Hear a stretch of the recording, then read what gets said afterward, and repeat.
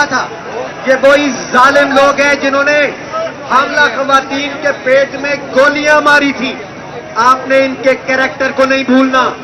آج کہتے ہیں یہ عمران خان کی وجہ سے مہنگائی ہو گئی ہے. لعنت اللہ علی الکاذبین، جھوٹوں پہ اللہ کی لعنت.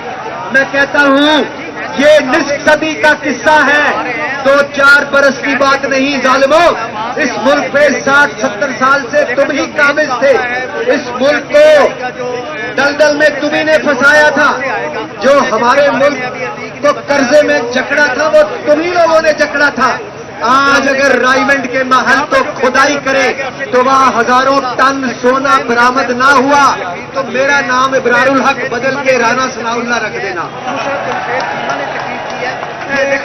اربوں کا سونا وہاں سے ملے گا، یاد رکھیں. ڈالر ملیں گے، کھدائی کر کے دیکھ لینا ہے. میں کہتا ہوں آج. اور میں آپ کو ایک اور چیز بتا دوں. میرا ایک دوست جب ہم سہارا کی فنڈ ریزنگ کرنے لندن جاتے تھے، جو بھی ہمیں $25,000 دیتا تھا ہم اس کے گھر چائے پینے جاتے تھے. یہ میرے سیاست میں آنے کی پہلے کی بات ہے. بڑی دلچسپ بات ہے، غور سے سننا. کسی نے ہمیں اپنے گھر پہ بلایا. کہاں پہ؟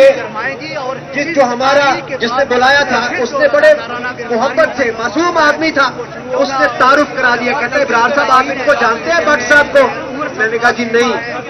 کہتا ہے یہ وہی بٹ صاحب ہے جو نواز شریف صاحب کی جو پراپرٹیز ہے نا، یہ پوری لینز ادھر والی اور ادھر والی دونوں، یہ جو گھروں کی لینز ہے نا، 200 گھر اس لین میں ہیں، 200 گھر اس لین میں ہیں. یہ ان کی پراپرٹی کو مینج کرتے ہیں یہاں پر. اس نے گونی ماری اس طرح. نہ بتاؤ کیا ضرورت ہے. کہتا یہ ہم کسی کو بتاتے نہیں ہیں. یہ 400 گھر جو ہیں میاں صاحب کے دونوں لینز میں، یہ میاں صاحب کے گھروں کی دیکھ بھال یہی کرتے ہیں.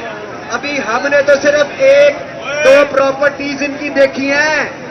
ابھی تو آپ لوگوں کی سوچ سے باہر ہے یہ کتنے بڑے ڈاکو ہیں اور کب سے ملک کو لوٹ رہے ہیں. خدا کی قسم ان کا لوٹا ہوا مال ہی پاکستان واپس آ جائے تو پاکستان اوپر چلا جاتا ہے. جیل بھرو تحریک کے لیے تیار ہو. نعرہ تکبیر. جناب شاہ محمود قریشی صاحب کی ہدایت کے مطابق اب جو بھی مقرر آئے گا 2 منٹ میں اپنا پیغام مکمل آپ کو دے گا. اب میں دعوت دیتا ہوں ڈاکٹر